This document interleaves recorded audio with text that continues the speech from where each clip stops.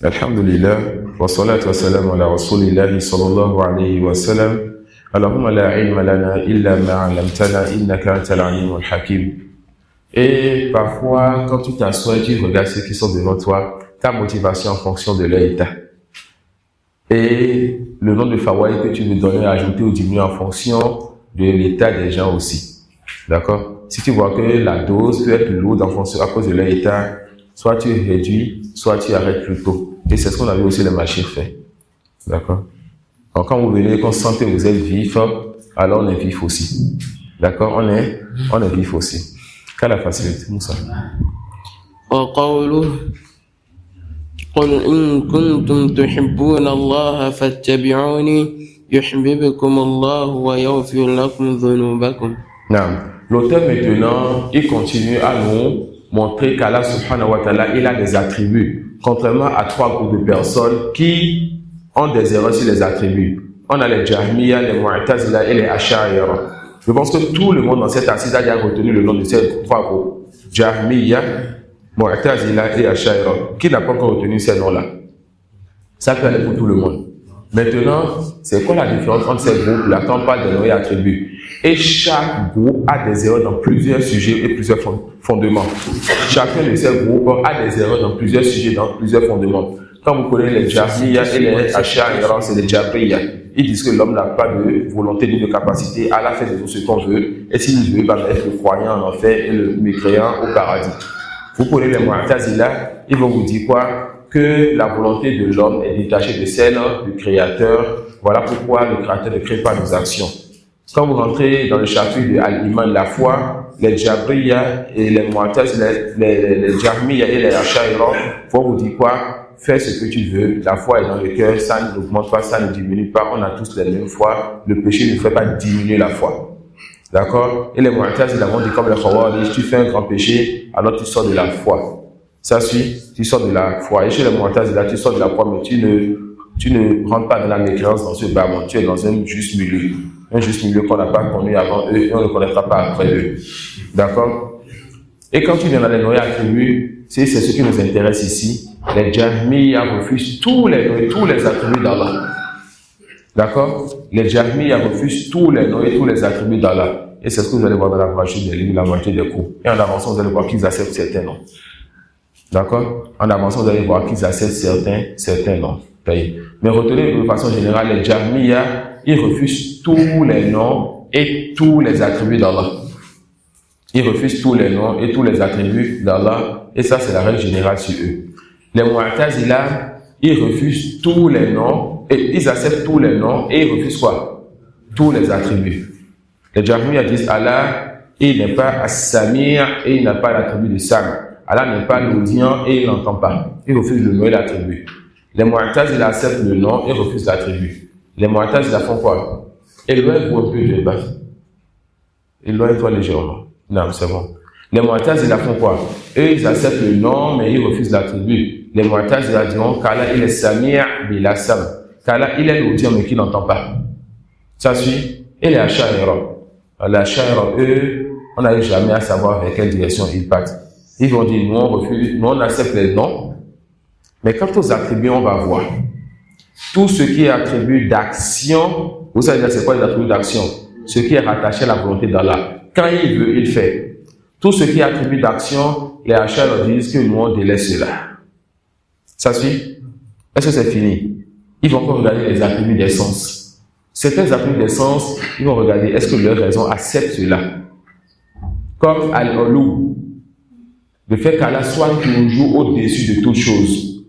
Quand on va parler de l'élévation, on va parler de deux attributs. L'attribut des sens, qui est Al-Ulu. Allah, il est au-dessus de toute chose. Et l'attribut d'action, qui est Al-Istiwa. Allah, subhanahu wa ta'ala, après avoir créé sur la terre en 6 jours, il s'est levé. Donc, c'est un moment donné qu'il s'est levé. Il s'est levé quand il a voulu. Donc, on a deux attributs ici. On a Al-Ulu, Sifat Zatiya, le fait qu'Allah soit toujours au-dessus de toute chose. Avant de créer les cieux et la terre, en les créant et après il aura créé. Ça suit? On a Al-Istiwa. Quand est-ce qu'il s'est élevé au-dessus de son trône? Précisément quand? Après avoir créé les cieux et la terre en 6 jours. Ça suit? Al-Ulu, Les Asha'ira là sont en deux catégories, les anciens et les contemporains. Quant aux anciens, ils acceptaient Sifatul Ulu. Ils acceptaient qu'Allah soit toujours au-dessus de toutes choses. Et on va parler de cela en détail quand on viendra sur cet attribut, Inch'Allah. D'accord? Et on le verra, Inch'Allah, dans les 3 livres. Et c'est ça qu'on verra ce soir. On verra l'élévation sur le trône ce soir dans le manhaj. Ce soir, le manhaj, on a l'espoir. On verra ça ce soir, Inch'Allah. Et quant à l'attribut de Al-Istiwa, le fait qu'Allah ce soit élevé sur son trône, d'accord, ça là, ils vont tous vous dire qu'ils refusent ceci. Mais quant à Al-Ulu, qu'il soit toujours au-dessus de toutes choses, les anciens acceptent cela, d'accord, et les contemporains, ils refusent cela. Donc en ceci, les contemporains, ils ont contrôlé les salaf, d'accord, ils ont contrôlé les salaf. Donc on a dit quoi? Les Jahmiya, ils refusent tous les noms et tous les attributs. Les Mu'tazila, ils la font quoi? Ils acceptent les noms, ils refusent les attributs. Et les Asha'ira, ils font quoi? Ils acceptent les noms. Et pour les attributs, ils vont accepter certains attributs et refuser d'autres. D'accord? Voilà pourquoi on a certaines règles bénéfiques quand on débat avec les Asha'ira. Parmi ces règles, al-qawlu fi ba'd as-sifat kal-qawli fi ba'd al-akhar. Ta parole et ta position vis-à-vis de certains attributs, c'est la même parole et la même position vis-à-vis des attributs que tu refuses. Quand ils acceptent certains attributs, n'est-ce pas? Ils vont dire, par exemple, al-irada, la volonté, ils acceptent cela. Al-ilm, la science, ils acceptent cela. D'accord? Ils prétendent accepter as-sam wal-basar, l'ouïe et la vue, mais ils n'acceptent pas en réalité. Qu'est-ce qu'ils font? Chez eux, l'ouïe et la vue ont le même sens que al-ilm. D'accord? Chez eux, Allah, il entend, il voit, c'est-à-dire Allah sait. D'accord? Et Allah entend, Allah voit, Allah sait, c'est la même chose. Et la science, donc d'Allah, est une science ancienne qui ne se renouvelle pas. Donc Allah a toujours tout su. Et quand la chose passe, Allah ne sait plus à nouveau. D'accord? Allah a toujours tout su. Et quand la chose se passe, il ne sait plus à nouveau. Ils ont accepté par exemple la science. On ne va pas rentrer dans le débat, les erreurs qu'ils ont encore. La façon d'accepter, c'est une erreur. Et quand vous rentrez dans le détail de ce qu'ils acceptent, ce n'est pas exactement ce que Abu-Sunnah accepte. Donc, quand vous connaissez la science, une chose par exemple, supposons qu'ils ont accepté ça d'une façon qui soit proche de la vérité. On leur dira, vous refusez Al-Istiwa. Pourquoi? Ils vont vous dire, si on dit qu'Allah a fait Al-Istiwa, qu'Allah s'est élevé sur son trône, c'est comme si on a comparé Allah à sa créature. Alors que rien ne ressemble à Allah. On dit, et Allah, la science. Ils vont dire non. Allah a une science, la créature a une science, mais Allah a une science qui ne ressemble pas à celle de la créature. On dit, attendez. Ce que vous venez de dire sur la science, dites pareil sur Al-Istiwa. Votre parole sur les attributs que vous avez affirmés, dites pareil sur les attributs que vous avez refusés. D'accord? Voilà pourquoi nous, quand on veut les réfuter, on dira quoi? Qawluna fima asbattum ka qawlikum fima ou qawluna fima asbatna ka qawlikum fima asbattum. Notre parole sur ce que nous on a affirmé et que vous avez refusé, c'est comme votre parole sur ce que vous avez affirmé. Vous dites, Allah il a la science, la créature a la science, et la science ne ressemble pas à celle de la créature. Nous disons, Allah s'est élevé sur son trône, la créature s'élève sur ceci, sur cela, et l'élévation d'Allah n'est pas comme l'élévation des créatures. Parmi les façons de les réfuter aussi, quand on a le niveau et qu'on a bien pris les bases, c'est le fait de connaître les débats qu'il y a entre les Ash'ari et les Mu'tazila. Depuis des siècles, les deux là débattent entre eux et se déchirent entre eux. Alors que les deux là prétendent avoir les mêmes fondements et les deux là mettent la raison devant les tests. Mais ils débattent entre eux. Quand ils débattent entre eux, vous allez voir que les Ash'ari, lorsqu'ils se trompent, les Mu'tazila vont leur taper dessus. Nous on fait quoi? On va prendre l'argument des Mu'tazila sur eux. D'accord? Et ça, c'est pour celui qui a appris certaines bases, qui peut écouter leur débat, voir les ambiguïtés des deux groupes et les réfutations des uns sur les autres, et c'est très bénéfique. D'accord? Et c'est très bénéfique. Tous ces groupes-là, même les Jahmiya, ils acceptent un attribut. C'est quoi cet attribut-là? Les attributs acceptent autre que cela, mais cela demande des détails. Retenez, les Jahmiya, ils acceptent les attributs des noms. Non. Ça va pour notre niveau. D'accord? Maintenant, en parenthèse, entre nous. Même les Jahmiya, ils acceptent l'attribut de Al-Wujud, qu'Allah existe. Ça suit. Mais c'est quand ils rentrent dans leur philosophie qu'en réalité, ils décrivent le néant. Vous comprenez?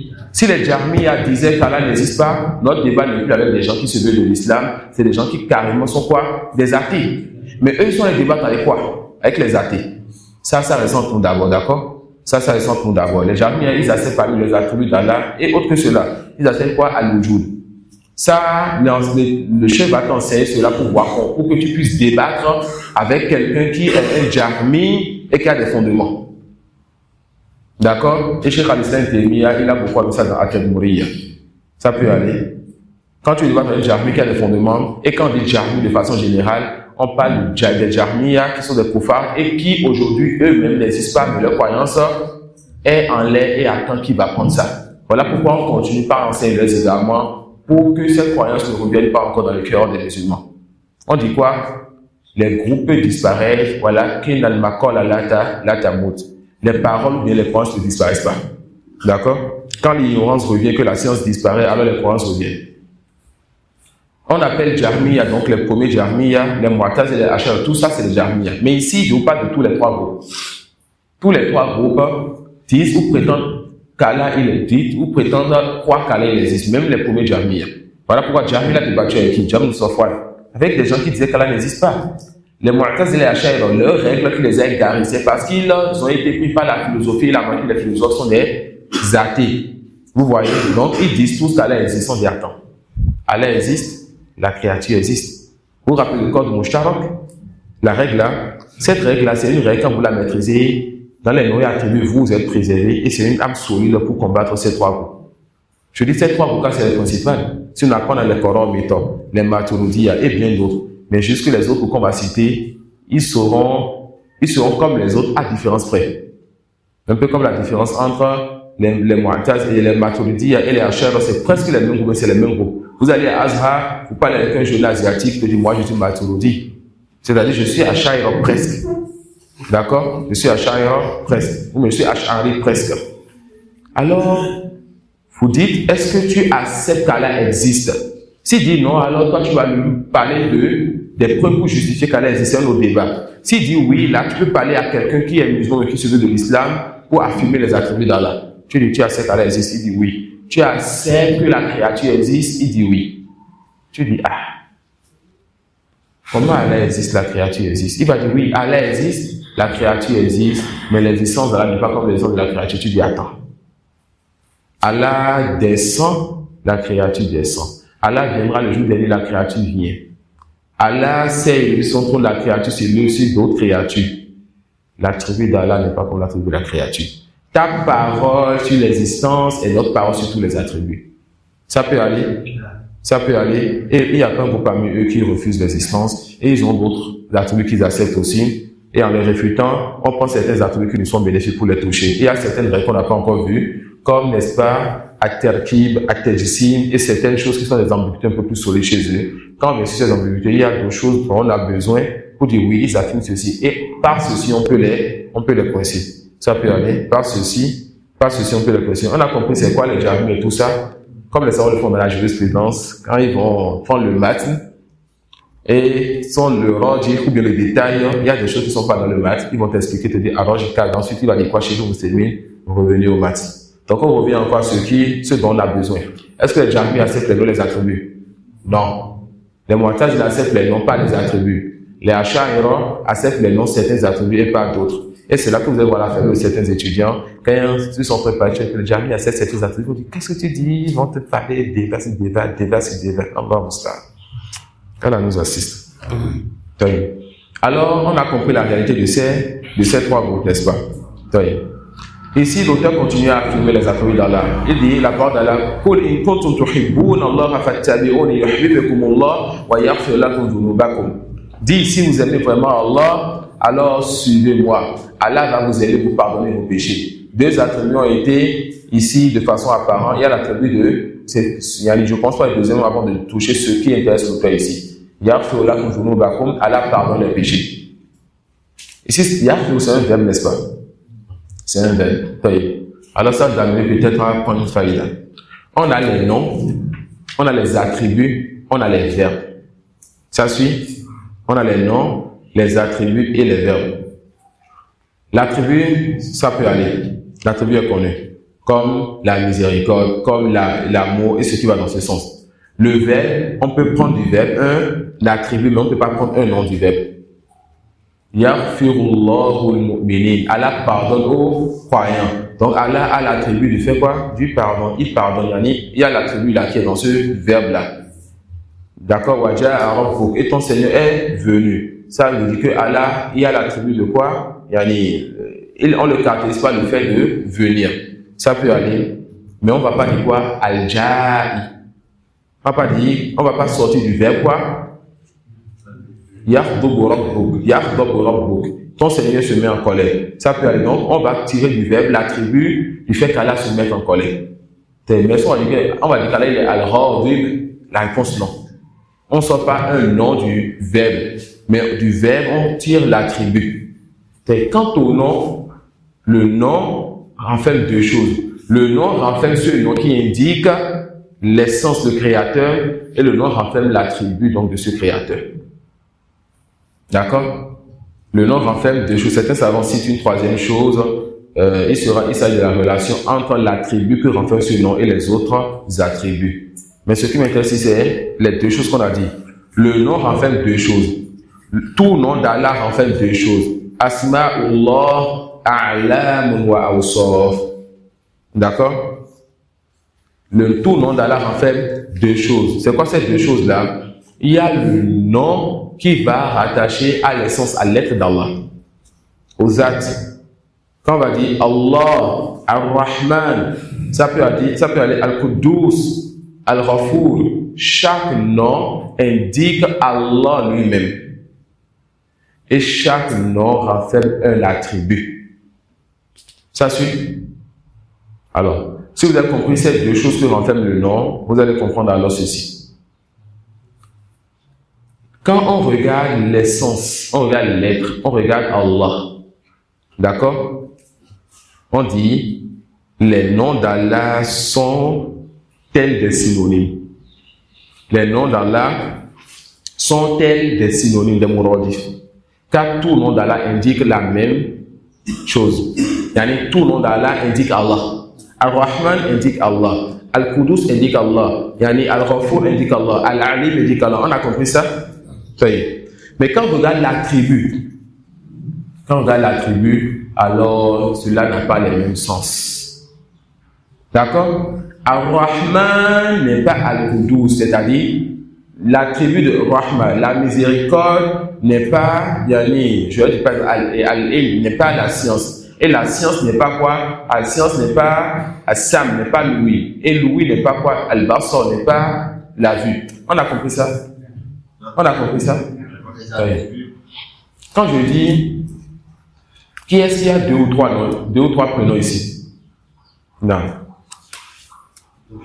Abdul Haq. Quand je dis Abdul Haq, on va le pointer de doigt, n'est-ce pas? Un autre prénom? Adjaou. Quand on dit Adjaou, on va le pointer de doigt encore. Et encore? Abou Ele, on va encore le pointer de doigt. Est-ce que ces trois noms-là indiquent différentes personnes? Non. Maintenant, on sait qu'Abdul Haq, il est beau, il a l'argent, il est calme. Ça peut aller. Est-ce que beau veut dire argent? Est-ce que argent veut dire calme? Vous avez compris maintenant ce qui est voulu? Quand on prend les noms, ça indique la même personne. Mais quand on prend les attributs, chaque attribut a son sens. Vous avez compris ça? Ils n'ont pas compris ça, eux. Alors ils ont dit, ta'addudu sifat dalilun ala ta'addudu zawat. Attention. Chaque fois, on essaie d'augmenter un peu. Chaque fois, on essaie d'augmenter légèrement. Donc, ces règles-là qu'on connaît, c'est pour ça qu'on fait des mots code maths. On essaie de mettre des introductions pour que les règles soient faciles à comprendre. Vous avez compris tout ce qu'on a dit avant la règle. Ils vont vous dire alors que lorsqu'il y a beaucoup d'attributs, c'est qu'il y a beaucoup d'êtres, c'est-à-dire beaucoup d'essence. Ça peut aller. Donc, beau, riche et calme. Et quoi? Et calme, ça montre que c'est trois différentes personnes. Ça peut aller. Ça peut aller. Ça, ce n'est plus ce qu'on a vu. Il y a les photos sur le Hawaii, ça. Non. Ils ont plusieurs portes pour pouvoir refuser les attributs. Ce qu'on avait vu, c'était l'une de leurs portes. Le fait de dire que toute chose qui est nouvelle, c'est un truc que la chose elle est créée. Ça, c'était l'une de leurs portes. Ils ont d'autres portes aussi. D'accord, on ne va pas rentrer dans ça, mais dans le Tejsim, voilà pourquoi ils appellent Ahl-Sunnah al-Mujassima.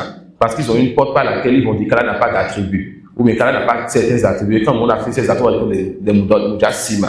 D'accord? C'est une ambiguïté qui est chez eux avec des règles. Le terkib est ce qui va dans ce sens. Ça, ce n'est pas encore notre niveau, mais ce dont on a besoin maintenant. Mais comprenez déjà ceci, ce sera une bonne code d'ima pour peut-être voir cela, ça nous permet d'étudier Al-Qawaid al-Musla.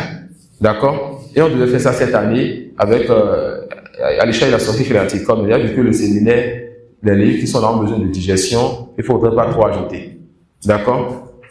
Alors, ils vont dire quoi? Lorsqu'il y a beaucoup d'attributs, c'est qu'il y a beaucoup de corps. D'accord? Acceptez le mot corps comme ça, même si c'est un mot que on n'utilise pas en arabe comme en français pour parler d'Allah. Le mot jism, c'est partie de ce qu'on appelle les alphas mujmala. Ça peut être des thèmes qui renferment du vrai ou du faux. On affirme pas, on infirme pas, on demande qu'est-ce que tu veux. On prend le sens vrai, on délaisse le sens faux, on rejette le mot. D'accord?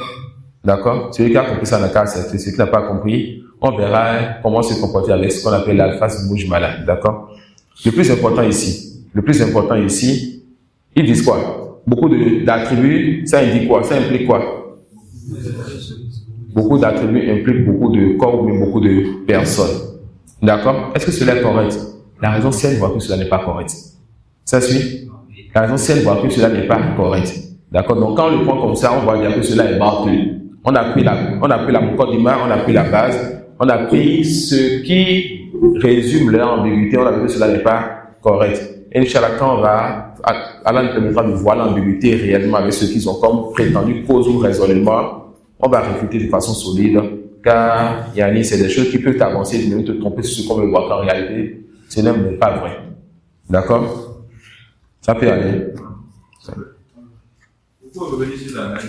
Vous avez dit que tout le nom d'Allah en fait deux choses. Non. C'est pas que le fait. Le nom, yani, renferme qu'on appelle, on a ce nom lui-même qui nous rattache à celui qui porte le nom. Le nom, yani A'lam, c'est un signe qui nous rapporte, yani qui nous indique celui qui porte ce nom-là.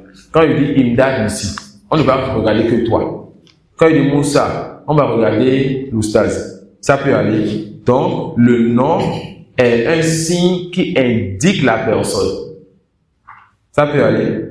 Maintenant, le nom renferme aussi l'attribut de la personne. Et ça, pour Allah, tous les noms d'Allah ont des attributs contrairement aux créatures. C'est comme si je dis Richard, et c'est un riche. Je dirais que le frère là, son nom renferme son attribut. Donc quand je dis Richard, il dit présent. Et Richard, on sait qu'il a un compte en banque lourd. Ça peut aller. Quand on dit As-Samir, c'est Allah, n'est-ce pas? On parle d'Allah. Et As-Samir, ça montre l'attribut d'Allah qui est le fait qu'il entende et qu'il exauce les invocations. Tu as compris maintenant? Dans le fait qu'Allah ait plusieurs attributs, est-ce que ça veut dire alors qu'on a plusieurs divinités? Ça fait partie de leurs ambiguïtés. Alors les Jahmiyyah vont dire, on délaisse tous les attributs et les noms, d'accord? Car ils ont compris qu'ils ne peuvent pas accepter de noms pour Allah sans attributs. Les montages disent que non, nous on peut accepter. Alors on accepte les noms, on refuse les attributs. Les Ash'ari vont dire, nous on a lu les tests, vous avez pris que la raison. Nous on a pris les tests et la raison. Les tests sont venus accepter certains noms. Et pour les tests, ils vont dire, on accepte certains tests, on refuse d'autres tests. D'accord? On accepte certains tests, on refuse d'autres tests. Donc, les tests qu'on a acceptés, ont affirmé certains attributs, on les prend. Et d'autres tests, qu'on ne veut pas, on va refuser les attributs que cela renferme. J'ai dit quelque chose qu'on n'a pas compris? J'ai dit quelque chose qu'on n'a pas compris? Hakim? Ça peut aller? Abdullah? Ça peut aller? Non? Quand ils disent peut avoir plusieurs attributs, Non. ça on a dit que c'est plusieurs fois. Non. Ce sont les Jahmiyyah uniquement. Cette ambiguïté, tu verras ça chez chacun d'entre eux. Et chaque groupe a pris ça en fonction de son égarement. Certains vont alors prendre ça pour refuser tous les attributs. D'autres, il y a juste un peu comme les achats, donc tous les attributs comme les Jahmiyyah, les montages, d'autres un peu seulement. Donc, ne pensez pas que parce que vous avez étudié le fait qu'ils disent que toute chose nouvelle implique que la chose est créée, on va aller débattre avec tous les égarés qu'on voit, qui sont des Ash'ari. Non. Tu vas là-bas, ils te disent c'est pas grave. Ils te sentent un autre là-bas, tu sais pas quoi répondre. D'accord? Ça peut aller. Non. Donc la réfutation aussi est une science. Tu l'étudies, tu crains Allah et tu es préparé pour aller vers la personne. Tu t'armes bien, tu te protèges et tu t'armes bien pour aller combattre. D'accord? Et il faut souvent bien connaître les fondements des groupes, les ambiguïtés avant de dire qu'on veut aller s'asseoir avec eux, avant de débattre avec eux. C'est très important. Combien de personnes ont essayé de débattre et c'est eux qui ont suivi ces groupes par la suite? Combien de personnes ont essayé de débattre et c'est eux qui ont suivi ces groupes par la suite? Aïe. Vous avez compris un peu ce qu'on a dit jusqu'ici. Vous allez voir que les achats, par exemple, ils vont vous dire que Assam, Al-Basr et Al-Ilm fait la même chose. Non, on dit non. Assam, Al-Basr et Al-Ilm indiquent la même divinité, mais Assam a son sens, Al-Basr a son sens et Al-Ilm a son sens. Et ils vont vous faire pareil aussi. Pourquoi? Pour Al-Mahabba, Al-Rida et certains attributs, Al-Rahma. Ils vont vous faire la même chose pour l'amour, pour l'agrément. Allah il aime, Allah agrée et la miséricorde. Allah fait miséricorde. Ces trois-là, ils vont ramener ça à Al-Irada, la volonté. Vous avez compris? Maintenant, il y a des paquets portes, ils donnent le même sens à plusieurs attributs. D'accord? Pourquoi ils donnent le même sens à plusieurs attributs? Parmi les choses qu'ils veulent fuir, le fait, n'est-ce pas, d'accepter cet attribut parce qu'ils voient que ça ne sied pas là. Ou bien le fait de dire que si on accepte cet attribut, c'est comme si on a accepté plusieurs divinités et autres que cela. Et voilà que Cheikh Al-Islam Taymiyya, il sait écrire. Il sait composer. Il va mettre la Al-Mahabba, quand il va faire le verset de Al-Mahabba, l'amour, il va parler de Al-Rida. Il va parler de quoi? Il va parler de Ar-Rahma. D'accord? Et c'est ça qu'il a fait aussi pour Al-Ulu ou Al-Ma'iyya. Quand il a montré qu'Allah est au-dessus de tout, il a montré qu'Allah est avec nous, afin de nous montrer qu'il est au-dessus de tout lui-même et qu'il nous entend et qu'il voit, n'est-ce pas, et qu'il sait ce qui se passe. Donc, dans ce verset, Allah dit, si vous aimez vraiment Allah, suivez-moi. Ensuite, il a affirmé qu'Allah subhanahu wa ta'ala, il aime. D'accord? D'accord? Yuhibbukumullah, c'est un verbe, et le verbe renferme l'attribut aussi. On a vu ça, n'est-ce pas? C'est un verbe, et le verbe renferme l'attribut. C'est quand si tu dis à quelqu'un, l'enfant s'est assis. Tu dis, l'enfant là, ou bien l'enfant a marché. D'accord? Ensuite, le père est en voyage et il revient. Ou bien le père fait appel avec son épouse. L'épouse dit, alhamdoulilah, notre enfant a commencé à marcher. C'est un verbe, n'est-ce pas? Et voilà, donc le père qui dit à son camarade à côté, mon enfant, je ne sais pas quel attribut utiliser. Non. Oui. Marcha. Bon, c'est pas grave, vous avez compris ce qui a voulu. Le père, il dit que son enfant, il décrit son enfant pas quelqu'un qui marche déjà. Et la mère dit non. Elle dit quoi? Non. Que mon enfant n'a pas encore cet attribut. On dit non, c'est pas correct. Lorsqu'on voit un verbe, on comprend de cela la caractéristique. Que la personne, on peut la caractériser par la chose. Vous avez compris ce qui a voulu, n'est-ce pas? On est faible en français. Non, Moussa. فسوف يأتي الله بقوم يحبهم ويحبونه. نعم. La parole d'Allah. من يرتد منكم عن دينه فسوف يأتي الله بقوم يحبهم ويحبونه أذلة على المؤمنين عزة على الكافرين. يجاهدون في سبيل الله ولا يخافون لومة لائم ذلك فضل الله يؤتيه من يشاء والله واسع عليم. Non, je veux dire que parfois le tertib ne sera pas le même. D'accord? Parfois le tertib ne sera pas le même. Ça suit? Lis ton verset, on va voir. Lis le verset. Après, Kul in kuntum tuhibbuna Allah, tu as quel verset? J'avais suivi votre truc là, et c'est en fonction de ça. Tu avais? J'ai une autre comme pour vous là, quoi. Ok. Et je suis ça pour lire, quoi. Non, essaie de lire ce que les frères ont pour ne pas les embrouiller. D'accord? Lis ce que les frères ont pour ne pas les embrouiller. Ensuite, à moi de revenir et d'ajouter les versets que vous n'avez pas, Inch'Allah, t'inquiète. Non. On va les derniers versets avant, Inch'Allah. Relis encore Qul in kuntum tuhibbuna Allah, continue. Tu vois qu'ils se sont embrouillés. Non. Comme l'a dit le prophète, Afattan wa anta ya Moussa. Non, vas-y Moussa. Inna Allah yuhibbu alladhina yuqatiluna fi Avant ça, relis sabilihi. encore Qul in kuntum tuhibbuna Allah et continue. Non. Qul in kuntum tuhibbuna Allah, fattabi'uni. Après ça, c'est un autre attribut qui vient, quoi. Tu peux pas donner la carte comme ça.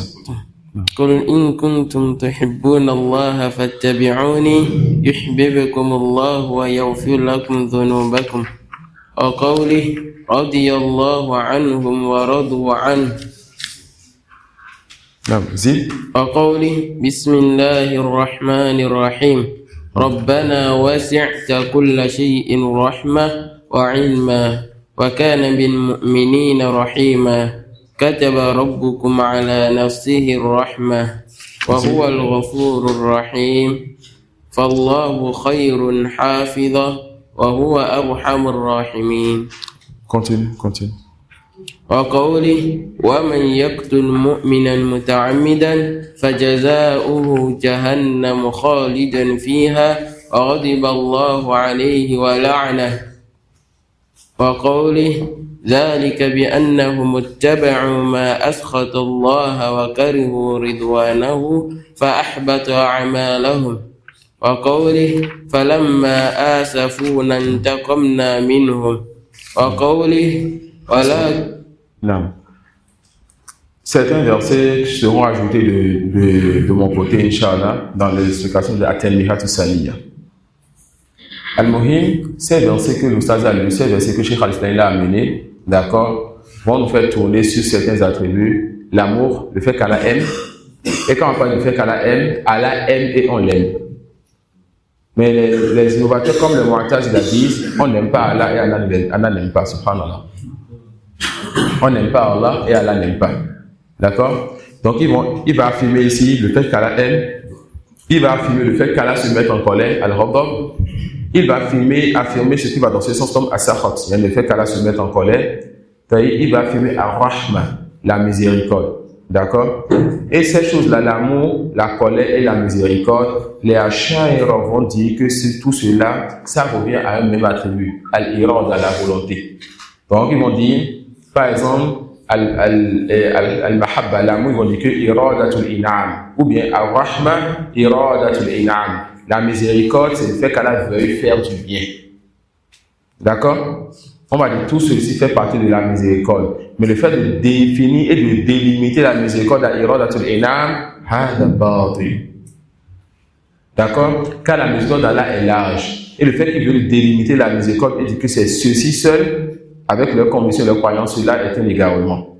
La colère, ils vont dire Iradatul Intiqam. C'est le fait qu'Allah veuille se venger de quelqu'un ou de quelque chose. D'accord? Et subhanallah, comme les savants disent, Farru min shay wa waqa'u fi ashadda minha.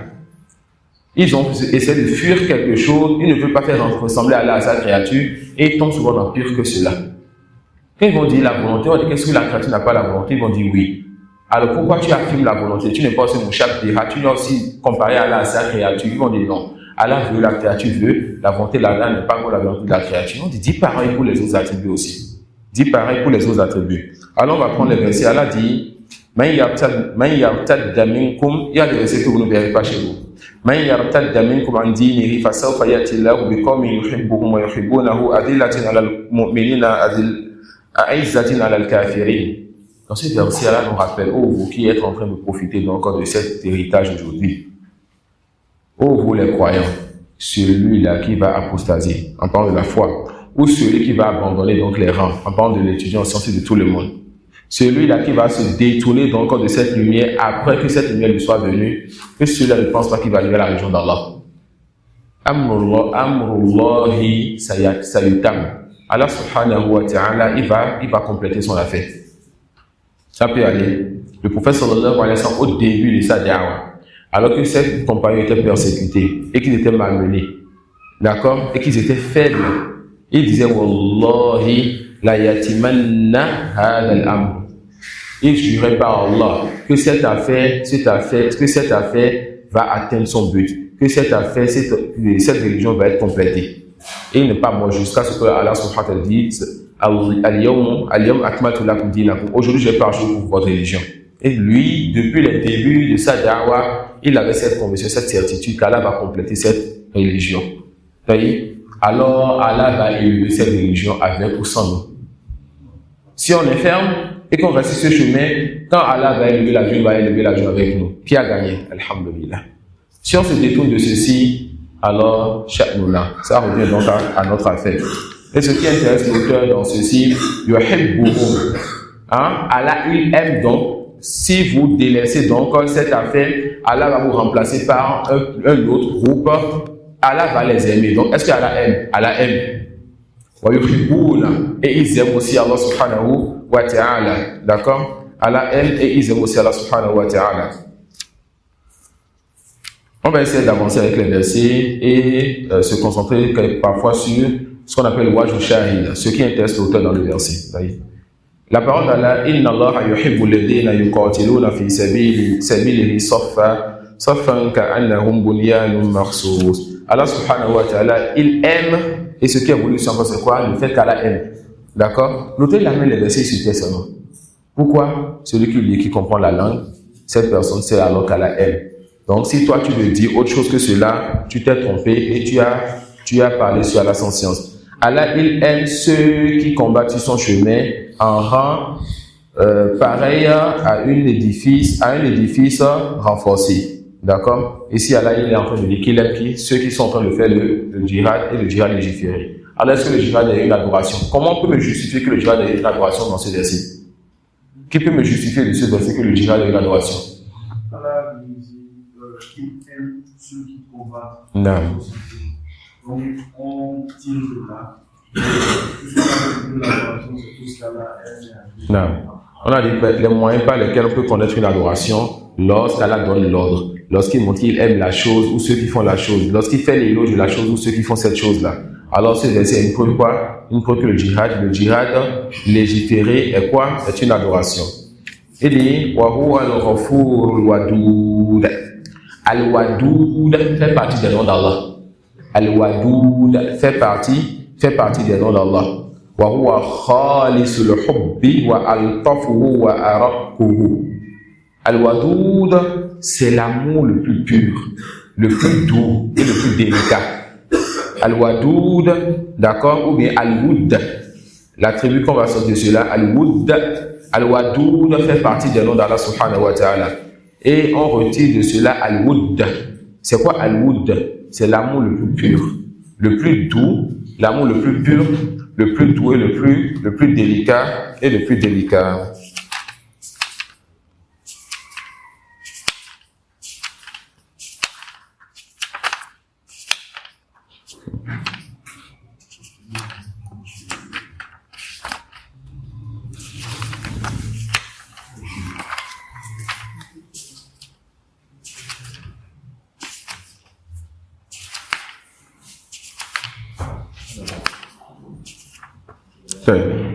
Ça peut aller.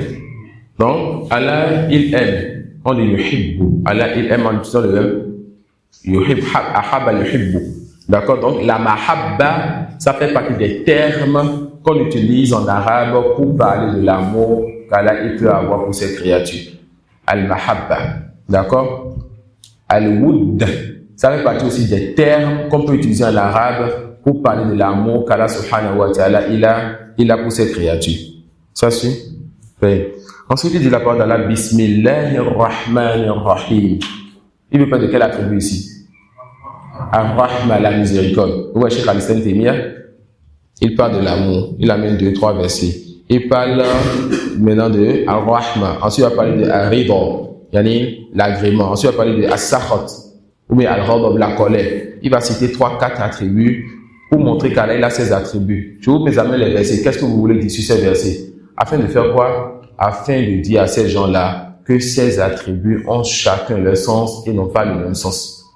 D'accord? Et ces gens-là, Al-Rahma, Al-Mahabba, Al-Ghadab, ils vont dire que ces trois-là, ça veut dire quoi? iradatu shay. Yani, c'est le fait qu'Allah veuille ceci. Donc, ils vont tout ramener à la volonté d'Allah subhanahu wa ta'ala.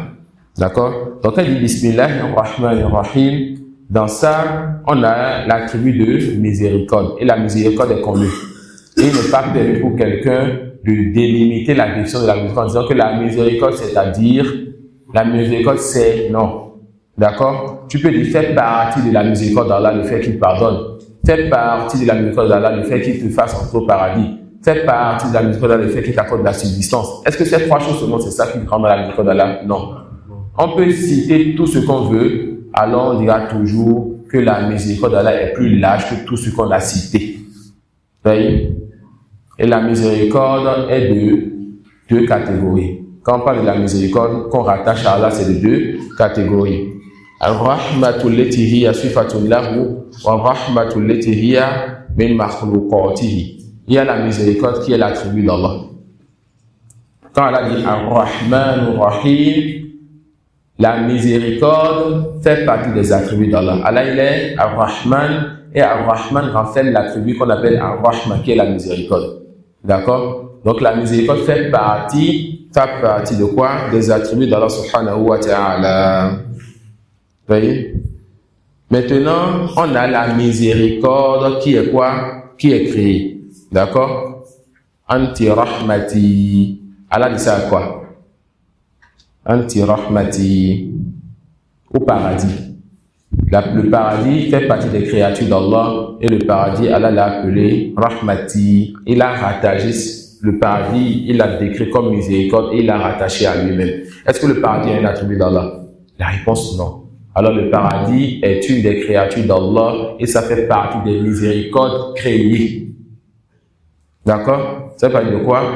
Ça fait partie des miséricordes créées.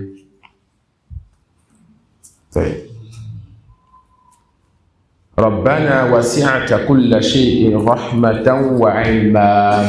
Dans ce verset encore, Allah subhanahu wa ta'ala va affirmer quoi? Va affirmer la miséricorde et la science. Il va montrer que sa science englobe tout comme sa miséricorde englobe tout. D'accord? La science d'Allah, elle est large. Et Allah, il connaît, il sait tout. La miséricorde d'Allah subhanahu wa ta'ala aussi est large. Et la miséricorde d'Allah subhanahu wa ta'ala englobe tout. Wa kana bil mu'minina rahima. Et Allah, il est miséricordieux avec les croyants. Ce verset nous amènera donc à dire que la miséricorde d'Allah est de deux types. Vous avez retenu les deux types précédents? Retenez ces deux types qui viennent encore. La miséricorde d'Allah est de deux types. Et ça, on appelle at-taqsim bi'atibar. Le fait que tu divises les choses en fonction d'un sujet précis. D'accord? Donc, la miséricorde d'Allah est de deux types. La miséricorde générale et la miséricorde restreinte. Quant à la miséricorde générale, c'est le fait qu'Allah fasse miséricorde à tout ce qui est dans les cieux et sur la terre.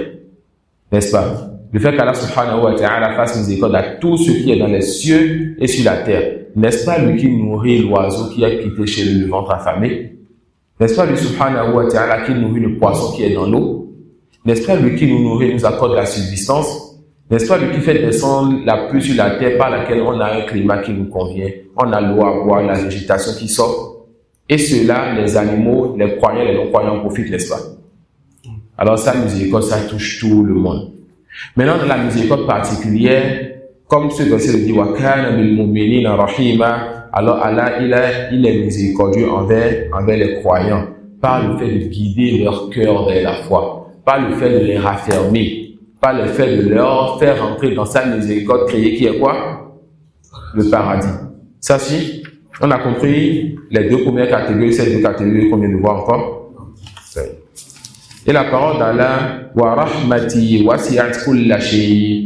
Allah dit quoi? Que sa miséricorde englobe toutes choses. Sa miséricorde englobe toutes choses. L'auteur tout à l'heure a mis la parole d'Allah, Bismillahirrahmanirrahim. Au nom d'Allah, le tout miséricordieux, le très miséricordieux. Écoutez Ibn Qayyim, rahimahullah ta'ala.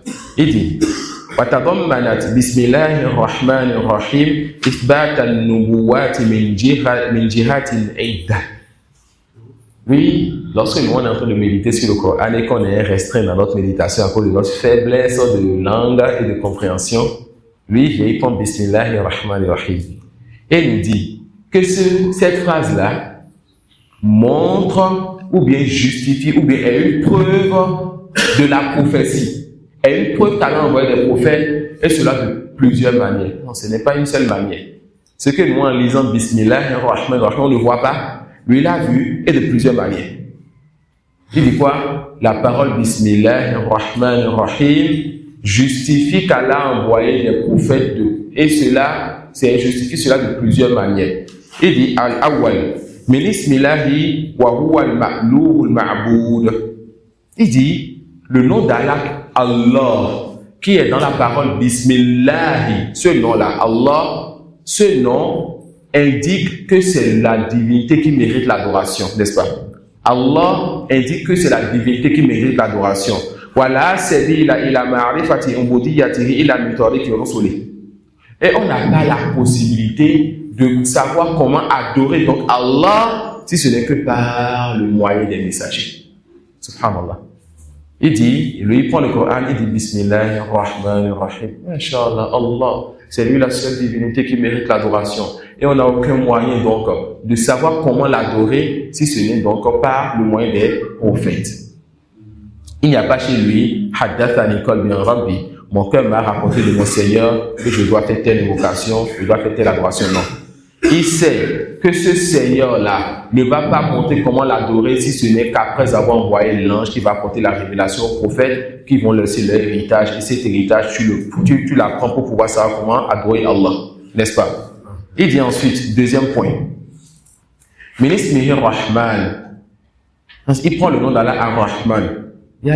Comment tu as vu que dans le nom d'Allah Ar-Rahman, Allah envoie le messager? Il dit فَإِنَّ رَحْمَتَهُ تَمْنَعُ إِهْمَالَ عِبَادِهِ وَعَدَمَ تَعْرِيفِهِمْ مَا يَنَالُونَ بِهِ غَايَةَ السَّعَادَةِ. Il dit le fait qu'Allah soit miséricordieux, cela montre qu'Allah ne peut pas négliger et abandonner ses serviteurs et ne va pas leur montrer ce dont ils ont besoin pour avoir le bonheur, pour avoir le plus grand des bonheurs.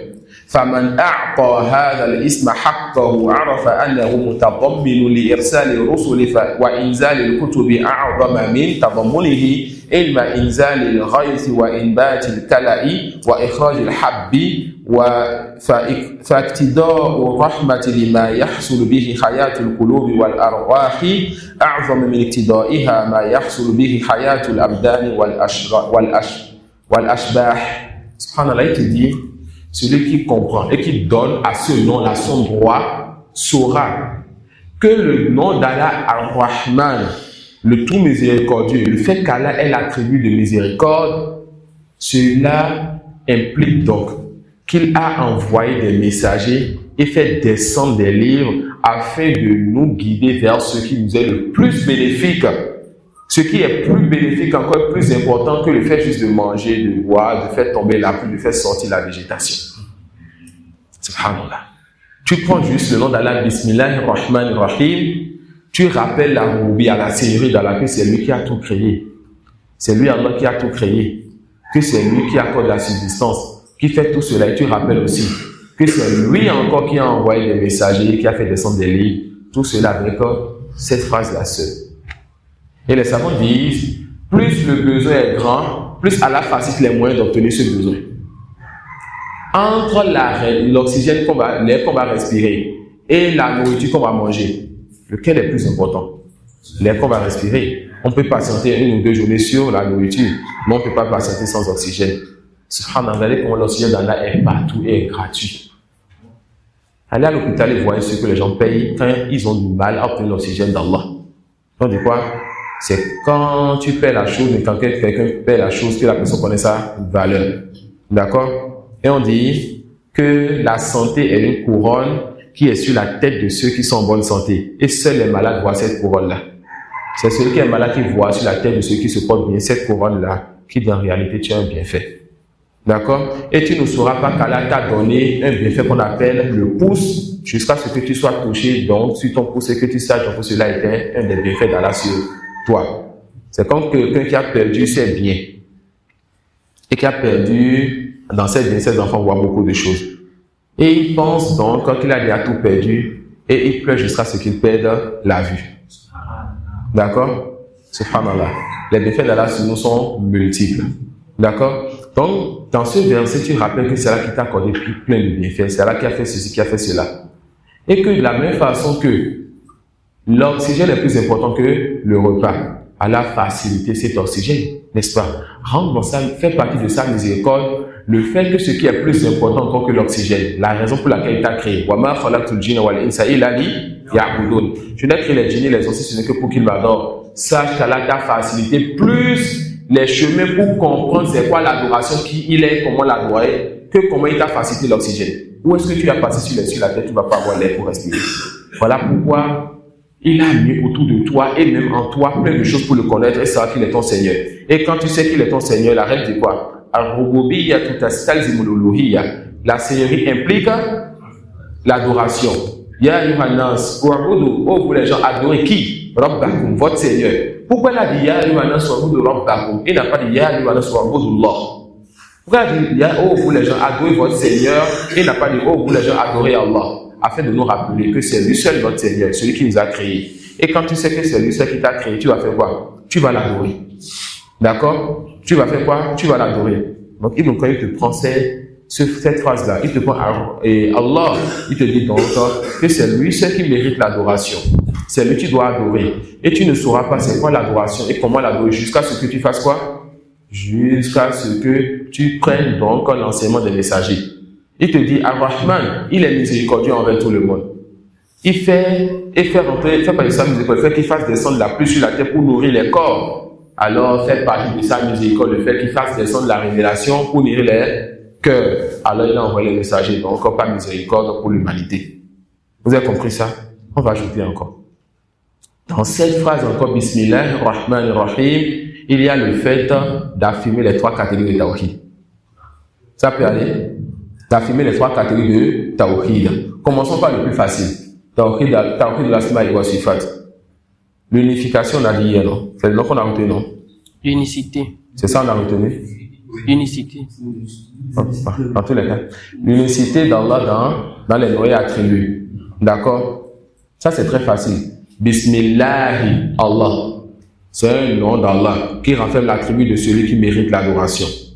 Ar-Rahman, Ar-Rahim sont deux noms d'Allah qui renferment l'attribut de celui qui a la miséricorde. Ça, c'est facile à comprendre ça. D'accord? Allons sur plus facile encore. Le fait que lui seul mérite l'adoration, c'est dans quoi? Allah. D'accord? Donc, quand on prend Allah encore, il y a le tawhid de l'adoration. C'est lui seul qui mérite l'adoration. Al-Rububiyya, la Seigneurie. Comment on peut justifier la Seigneurie? C'est quoi la Seigneurie? C'est le fait qu'Allah fasse des actions. On peut justifier ça dans Bismillah, Rahman, Rahim. Comment? Pas Rahim, il y a le fait que ça le dit, celui qui fait la miséricorde. Arsant. Il y a encore ailleurs. Il y a encore ça ailleurs. Dans Allah. Celui qui trouve un moment de 2000 francs. Le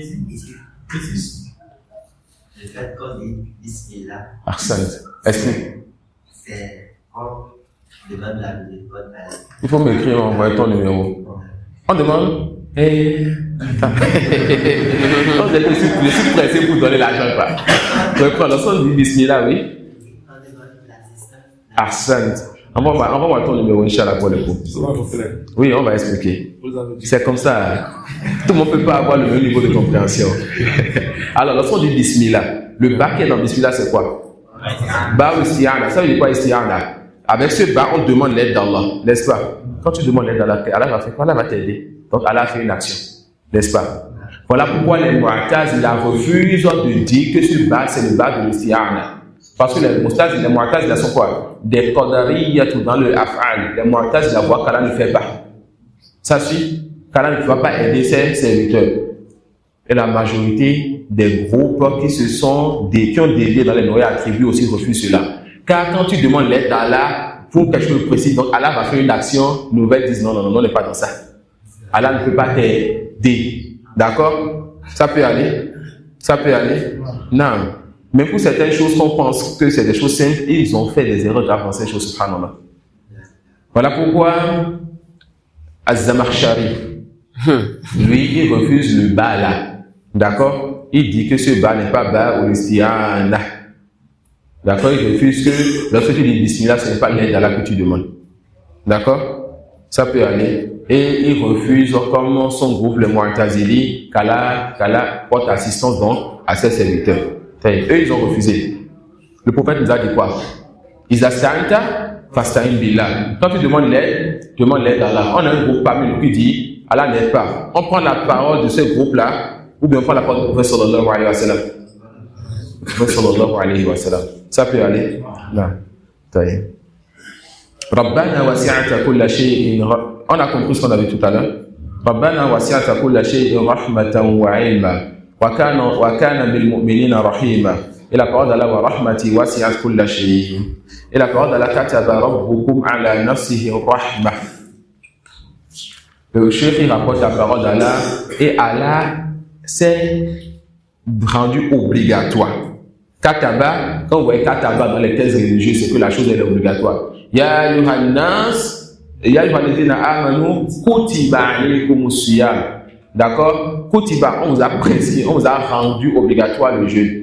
Donc le kataba, ça montre que la chose est obligatoire. Le Allah, ça montre que la chose est obligatoire. D'accord? Et il y a d'autres expressions qu'on utilise au sous le fiqh pour montrer quand quelque chose est obligatoire. Donc quand Allah dit ici, kataba rabbukum ala nafsihi rahma, votre Seigneur s'est écrit ou bien s'est prescrit la miséricorde, c'est-à-dire il s'est rendu obligatoire la miséricorde.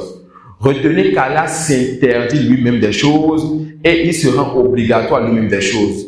Ensuite, retenez qu'aucun serviteur, aucune créature ne peut interdire une chose à son Seigneur ou rendre une chose obligatoire à son Seigneur. Ça peut aller. C'est Allah lui-même qui s'interdit des choses comme il s'est interdit l'injustice. Et il se rend obligatoire des choses comme il s'est rendu obligatoire le fait d'être miséricordieux envers ses serviteurs. Mais il y a parmi les gens un groupe encore qui dit quoi? Que eux, les créatures, ils rendent obligatoire des choses à Allah. C'est qui ça? Les Mu'tazila. Les Mu'tazila, ils font quoi? Ils disent Yajibu ala Allahi al-amthal fal-amthal. Allah a l'obligation de faire toujours ce qu'il faut. Ils rendent obligatoire Allah. Et quand ils rendent obligatoire, pour eux c'est obligatoire, c'est obligatoire. Voilà pourquoi ils vont dire le serviteur veut, Allah veut.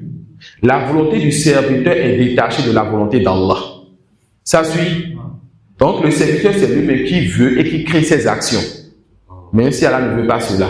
Donc comme c'est le serviteur qui a voulu et qui a fait le bien, Allah a l'obligation de lui donner le paradis.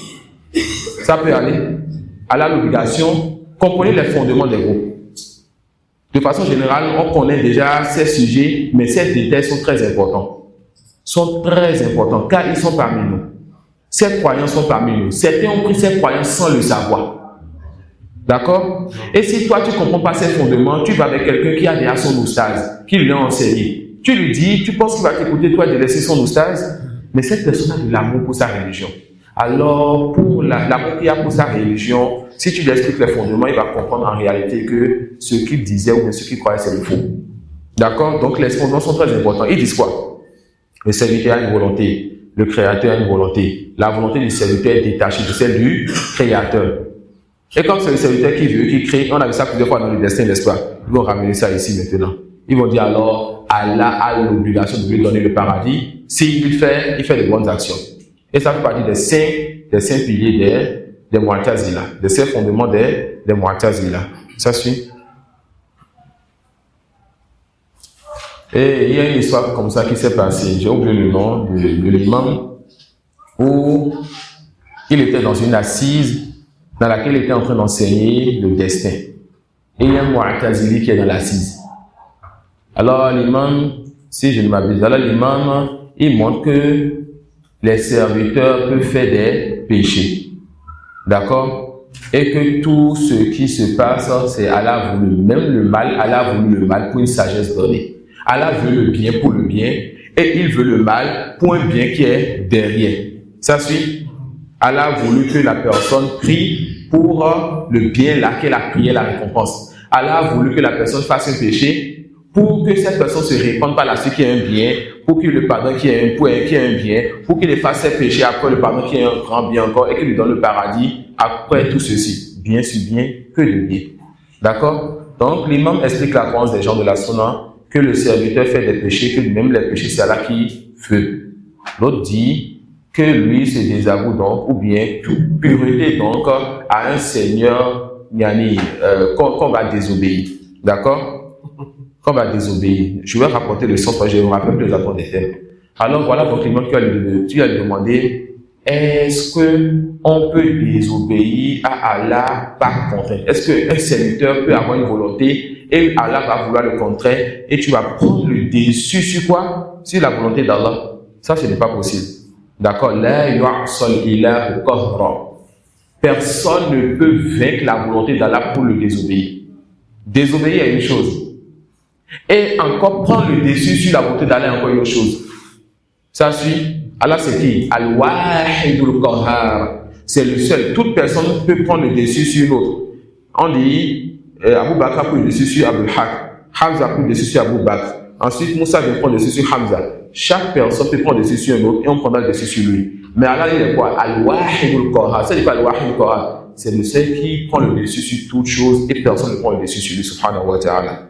Alors sa volonté précède toujours toutes les volontés. Sa volonté prend tout le dessus sur toutes les volontés. Celui qui lui a désobéi, c'est lui qui a voulu qu'il le désobéisse pour une sagesse donnée. Tu peux connaître cette sagesse comme tu peux ignorer cette sagesse. D'accord? Tu peux connaître cette sagesse comme tu peux ignorer cette sagesse. Tu es un serviteur, tu te soumets que tu connaisses pas la sagesse. D'accord? Quand tu as beaucoup à la c'est rahma. Est-ce que le serviteur peut rendre obligatoire quelque chose à son Seigneur? La réponse non. Est-ce que le serviteur peut interdire quelque chose à son Seigneur? La réponse non. Mais Allah s'interdit des choses à lui-même et se rend des choses obligatoires à lui-même. Subhanahu wa ta'ala. Wa huwa al-Ghafur ar-Rahim. Et Allah c'est lui qui pardonne beaucoup et qui fait beaucoup de miséricorde. Dans ce verset, Allah a affirmé l'attribut de miséricorde et l'attribut de pardon. Fallahu khayrun hafidha wa huwa arhamur rahimin. Allah subhanahu wa ta'ala, c'est lui qui préserve donc les œuvres de ses serviteurs. C'est lui qui préserve les œuvres de ses serviteurs et c'est lui aussi qui préserve ses serviteurs de ce qui peut les atteindre. Quand tu lis la parole d'Allah, wa huwa khayrun hafidha, tu crains ton Seigneur car tu sais qu'il a mis un ange à ta droite et un ange à ta gauche qui inscrivent tout ce que tu dis, tout ce que tu fais. Ça suit? Alors ce verset t'amène à le craindre et à aller vers son agrément.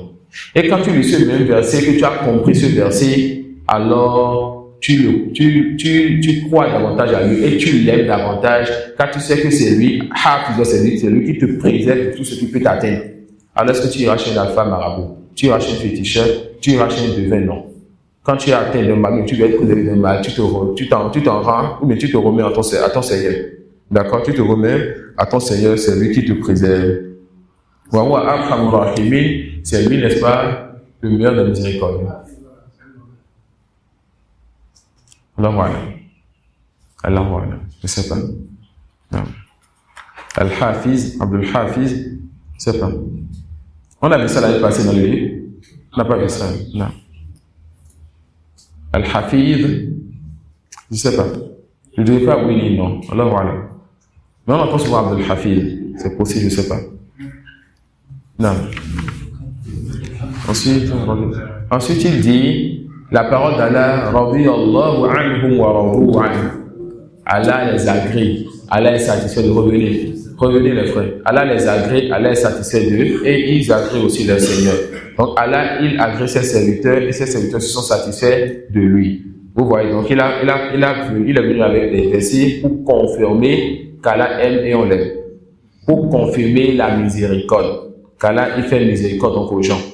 Et là, pour confirmer qu'Allah, il agrée donc ses serviteurs, il agrée aussi leurs œuvres. Vous voyez, il agrée ses serviteurs, il agrée leurs œuvres. Les Ahlul Kalam, donc les Mu'tazila ou les Ash'ari, ils disent quoi? Ar-rida iradatul ihsan. Que l'agrément, c'est le fait qu'Allah veuille faire du bien. Et al-ghadabu iradatul intiqam. Et que la colère, c'est le fait qu'Allah veuille se venger. D'accord? Ils ont ramené donc la miséricorde, l'amour, l'agrément et la colère à la volonté. Al-iradatu wa hadha batilun. Et cela est faux. Et cela est faux. Et là, Allah dit وَمَنْ يَقْتُلْ مُؤْمِنًا مُتَعَمِّدًا فَجَزَاؤُهُ جَهَنَّمُ خَالِدًا فِيهَا وَغَضِبَ اللَّهُ عَلَيْهِ وَلَعَنَهُ وَأَعَدَّ لَهُ عَذَابًا عَظِيمًا. Allah parle ici de celui qui tue un croyant volontairement. Et avec cela, on fait sortir celui qui tue un non-croyant, car ils n'ont pas les mêmes ahkam.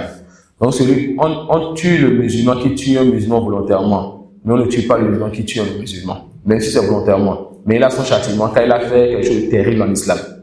On ne tue pas un musulman pour un non-musulman. Ça suit. Mais est-ce que ça veut dire qu'on tue les non-musulmans comme la réponse? Non. C'est interdit. Le problème est que la personne qui tue un zimmi, un non-musulman qui a un pacte avec les musulmans, ne va pas sentir l'odeur du paradis. C'est un grand péché qu'il a fait. Et il a son châtiment. Mais on tue un musulman qui a tué, c'est aussi le musulman qui a tué quoi?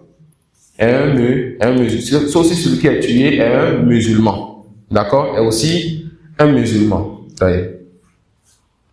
Ici, dans ce verset, Allah montre que celui qui tue un musulman volontairement, sa récompense, sa rétribution sera l'enfer éternellement. Allah est en colère contre lui. Allah le maudit, donc Allah va l'éloigner de sa miséricorde et on ne prépare pour lui un châtiment terrible. Ça fait partie, c'est l'un des châtiments les plus denses, les plus rudes dans notre religion. Le châtiment et la menace qu'il y a sur celui qui a tué volontairement un musulman. Allah dit quoi? Jaza'uhu jahannamu khalidan fiha. Sa rétribution, c'est l'enfer éternellement. Alors, est-ce que celui qui tue un musulman volontairement ira éternellement en enfer? Non. Mais le verset dit, sa rétribution, c'est l'enfer éternellement. Ce qui est aboli, c'est qu'il peut rester en enfer Non. pour une longue durée. Non. C'est pas avisé qu'il va rester en enfer éternellement. Arsène. Le mot al-khulud, l'éternité a deux sens. D'accord? Le sens qui est connu quand on parle des non-musulmans. Ils ne vont jamais sortir de l'enfer, jamais. Ça suit le deuxième sens, al-muqsu tawil, le fait de rester longtemps. Ça suit. Alors celui qui tue un musulman volontairement va rester longtemps en enfer. D'accord? Qu'est-ce qui nous amène là? Est-ce que là maintenant on a changé, on a fait du ta'wil, on a changé le sens d'un verset? La réponse non. Le Sunna regroupe les tests avant de prendre une croyance. Les innovateurs prennent d'abord une croyance, ensuite cherchent les tests pour justifier cela. Je reprends.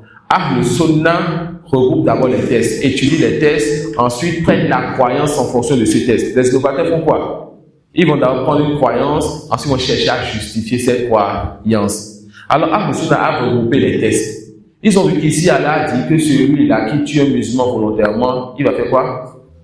Il en va faire éternellement. Et ils savent que dans la langue arabe, l'éternité peut vouloir dire quoi? Rester, ne jamais sortir, et ça peut vouloir dire rester longtemps.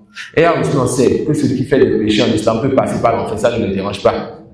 Mais va sortir s'il a une part de foi dans le cœur. Alors, qu'est-ce qui les a amenés à ne pas dire que celui qui tue un musulman volontairement a mécru et sort de l'islam et éternellement en enfer, comme on peut comprendre de ce verset? Ils ont vu que dans d'autres versets, Allah subhanahu wa ta'ala va dire que quand deux groupes de croyants se combattent, une ta'ifatani minal mu'minina, n'est-ce pas, iktatalu. Quand deux groupes de croyants, Allah appelé ces groupes comment? Croyants. Ça peut aller. Quand deux groupes de croyants se combattent, essayez donc d'amener l'harmonie entre eux. Ça suit? Essaye de faire quoi? Est-ce qu'il peut y avoir combat entre deux groupes de croyants sans qu'il y ait meurtre? Et s'il y a meurtre, est-ce que le meurtre là n'est pas volontaire? Ça peut aller. Ça peut aller. Alors on dit quoi? Quand on regroupe les tests, celui qui tue un musulman volontairement a fait quelque chose de grave, un grand péché. Et la menace sur lui est terrible. Et on craint pour cette personne-là qu'il dure en enfer. Mais est-ce qu'il va être éternellement? C'est-à-dire le sens éternel qu'on connaît en religion ne va jamais sortir. La réponse non. Il va finir par sortir et il ira au paradis. Éternellement, le sens religieux, il ne va jamais sortir du paradis. On a compris ça? Oui. Donc c'est le même sens avec l'usure. le verset qui est venu avec que la personne sera Tout péché, d'accord, qui montre que la personne sera éternellement en enfer, même si on ajoute abadan, à jamais, c'est toujours le même sens tant que c'est un péché qui ne rentre pas dans la mécréance. D'accord? Et cela ne dérange pas Ahl Sunna. Est-ce qu'il y a vraiment donné quand on prêche? Quand on prêche, on ne donne pas ces détails-là. L'imam qui fait la khutbah ne va pas dire voilà, donc celui qui fait l'usure, ce n'est pas qu'il va mourir en enfer, il va rester en enfer, il va jamais sortir. Non.